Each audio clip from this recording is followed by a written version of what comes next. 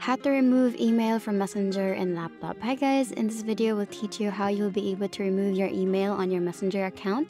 Simply open your Messenger application on your laptop or computer and click on the lower left corner of the screen and click on your profile and go to preferences.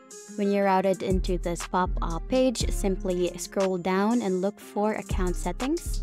Click this option and then you will be routed into your web browser into Facebook's account setting. Simply go to Meta Account Center and click on See More in Account Center, and under Account Setting, click on Personal Details and click on your email, and you'll be able to see here if you click the email that you have the option to delete the email. Once you click on that button, your email you have or the email that you have in Facebook will now be deleted. And that's basically it. That's the end of the video. Thank you for watching. We'll see you in the next one. Bye!